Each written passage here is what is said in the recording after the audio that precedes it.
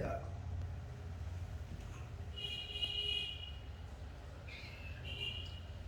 संसार में तरह तरह के ज्ञान हैं। एक संसार का ज्ञान और एक परमार्थ का ज्ञान। तो संसार का ज्ञान तो पृथ्वी जल अग्नि वायु आकाश इन तत्वों का तो स्कूल कॉलेज में सब होता है। लेकिन परमार्थ का ज्ञान, आत्मज्ञान जिसको कहते हैं, वो कैसे प्राप्त हो, कहाँ से प्राप्त हो। देखो, मनुष्य जीवन बहुत ही वैल्यूबल है, बहुत ही वैल्यूबल है। बड़े भाग मानुष तन पावा, सुर दुर्लभ सदग्रंथन गावा। देवताओं को भी आना पड़े, क्योंकि यही कर्म जोनी है। बाकी सब 83,99,999 जोनियाँ भोग जोनी, कर्म जोनी केवल मनुष्य। इसलिए बहुत भाग्यशाली मनुष्य शरीर में आकर के इसको देखना है। तब कैसे प्राप्त हो, कैसे इसको कैसे हम प्राप्त करें। तो देखो, वेद कहता है, श्रुत यजुर्वेद में आया है कि पूर्णात् पूर्णमुदच्यते पूर्णस्य पूर्णमादाय पूर्णमेवावशिष्यते। परमात्मा पूर्ण है और आत्मा भी पूर्ण। पूर्ण से पूर्ण का उदय और विकास होता है, और पूर्ण से निकाल देने पर पूर्ण ही अवशेष रहता है। तब बात आई कि हर मनुष्य के अंदर में परमात्मा पूरे रूप से, every soul is potentially divine. हर आत्मा पूर्ण परमात्मा, हर आत्मा पूर्ण परमात्मा। और ये केवल मनुष्य जीवन को प्राप्त हुआ और दूसरे जीवों में नहीं। भगवान कृष्ण गीता में बोलते हैं कि वेदानाम सामवेदोस्मि देवानाम अस्मि वासना इंद्रियाणाम मनश्चास्मि भूतानाम अस्मि चेतना।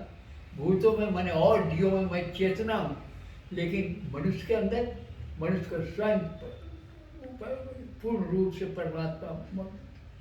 तो कैसे इसको अनुभूति में कैसे हम उसको अनुभव में ला करके आवागमन के महान चक्र से छूटे, यही गुणवाद। तो देखिए, जब every soul is potentially divine, हर आत्मा जीवात्मा परम पूर्ण रूप से परमात्मा है, तो क्यों हम अनाप शनाप कामों में, माया के प्रभाव में क्यों पड़ता है। तो स्वामी ये बोले हैं कि दुर्लभो विषयं त्यागो दुर्लभम तत्वदर्शनम दुर्लभा सहजावस्था सदगुरु करवा। बगैर समझ गुरु के सहायता के नहीं मिल सकता। तो समझ गुरु करते मनुष्य every soul is potentially divine. जब हर मनुष्य परमात्मा पूर्ण रूप से परमात्मा है, तो क्यों अनाप शनाप कर्मों में जाता है। तो शास्त्र बताता है कि शास्त्र बताता है कि मनुष्य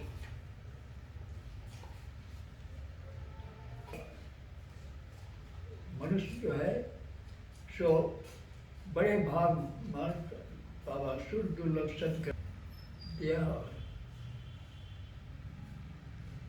मनुष्य कैसे तक संयते इंद्रिय ज्ञान लब्धा प्राण शांति चुनाती कर। मनुष्य जो है बड़े भाग से जीव को मनुष्य शरीर मिला है। बड़े भाग मनुष्य तन पावा सुर दुर्लभ सत्कर गावा तो बोला तत्परस।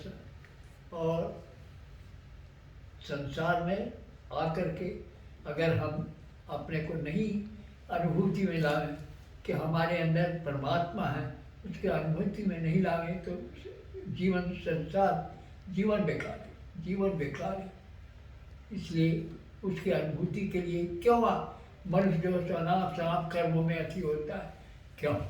जब आत्मा अंदर है तो भगवान कृष्ण बोलते हैं कि वेदानाम सामवेदोस्मि देवानाम अस्मि वासना इंद्रियाणाम मनश्चास्मि भूतानाम अस्मि चेतना।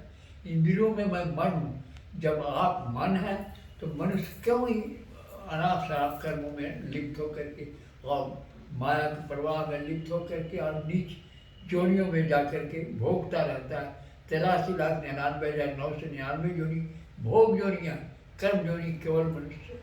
तो इसलिए ऐसा है कि मनुष्य के अंदर जो आत्मा है, आत्मा के अंदर जो परमात्मा अंदर कर्मों का गिलाफ पड़ गया, कर्मों का गिलाफ पड़ गया। कर्मण्य व अधिकारस्ते माँ फलित कदाचन माँ कर्म फलितुर्भूर्माते संघोष तो कर्म करने का पूर्ण अधिकार है, लेकिन कर्म फल पर कदापि नहीं। भगवान कृष्ण बोलते कर्म फल पर कदापि नहीं, कर्म फल कर्म के आधार पर मिलता है। तो आत्मा के अंदर जो है सो कर्मों का गिलाफ चढ़ गया, जन्म जन्मांतर के कर्मों का गिलाफ चढ़ गया। इसीलिए आत्मा का प्रकाश मन पर नहीं पड़ता और मन करने न करने के काम करते रहता है और माया के प्रवाह में बढ़ता रहता है। गुरु महाराज की कितनी कृपा है सो सुनिए। गुरु महाराज की अनंत कृपा है, अनंत कृपा है। और उन्होंने ये साधना बताई। इस साधना से होता क्या है गुरु महाराज की साधना से कि धीरे धीरे वो गिलाफ जो है, गाढ़ा गिलाफ जो पड़ा हुआ है मन के ऊपर, वो धीरे धीरे साफ होता है। एक वक्त ऐसा आता है कि पूर्ण रूप से साफ होकर मन पूर्ण रूप से प्रकाशित होता है। और that is every soul is potentially divine. और वही स्थिति है जब मनुष्य जब मनुष्य आवागमन के चक्र से छूटता है। इसलिए ये गुरु महाराज के अनंत कृपा है। यही हमारे घर में सत्संग हो रहा था। श्री साक्तानंद जी महाराज जी के प्रिय शिष्य आए हुए थे, प्रिय शिष्य आए हुए थे और वो सत्संग करा रहे थे ड्राइंग रूम में, जहाँ रहता हमारे घर में यशवंत रहते हैं। तो वो जैसे ही हे दीन बंधु, आंखों देखी बात बतलाता हूँ, जैसे ही हे दीन बंधु शुरू हुआ कि भगवान कृष्ण बाल रूप में, आंखों देखी बाल रूप में सशरीर, फोटो या मूर्ति नहीं, सशरीर आके खड़े हुए और इमीडिएटली तुरंत ही पूर्ण रूप से गुरु महाराज के शरीर में परिणत हो गए। गुरु महाराज ने सबों को एक बार ऐसे देखा और वो फिर क्षण हो गए। फिर ये आंखों देखी बात बताता। तो इसलिए भगवान कृष्ण के साकार रूप से, भगवान कृष्ण के साकार रूप से। और मैं बताता हूँ बैद्यनाथ जी का भंडारा हो रहा था, मैं भी गया हुआ था। गुरु महाराज जी आए हुए थे। संबंध मैं ठीक से नहीं बता सकता, लेकिन गया हुआ। तो और सब लोग आकर के बोले, बहुत से आचार्य सब की जा रहा हूँ, जहाँ शंकर भगवान का आती है मंदिर है, वहाँ जाता हूँ दर्शन के। हाँ जाओ। तो जो गए, मैं नहीं गया, मैं तो गुरु महाराज के सामने बैठा ही रहा। तो जब वो लोग गए, उनमें से आने वाले जो है सो उन्होंने कहा कि भाई क्या कहें। जैसे ही शिव मंदिर एंटर किया तो देखते हैं शिवलिंग के जगह में गुरु महाराज जी बैठे हुए, शिवलिंग की जगह में गुरु महाराज जी बैठे हुए। और वहाँ से साक्षात दर्शन किया। वहाँ से आके बगल में अन्नपूर्णा देवी का मंदिर है। अन्नपूर्णा देवी के मंदिर घुसे तो देखते हैं कि अन्नपूर्णा देवी की जगह में साक्षात गुरु महाराज जी बैठे।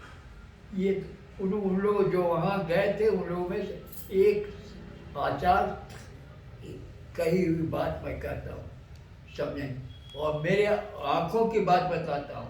मैं एक दिन देख रहा हूँ क्या कि मैं एक मंदिर गया हूँ और शिवलिंग है वहाँ, शिवलिंग है। शिवलिंग से एक पुरुष निकलते और उन्होंने एक बात बतलाई जो हम अभी भी उसका अति आदेश पालन कर रहे हैं। उन्होंने कहा तुम विश्व कल्याण की प्रार्थना किया करो।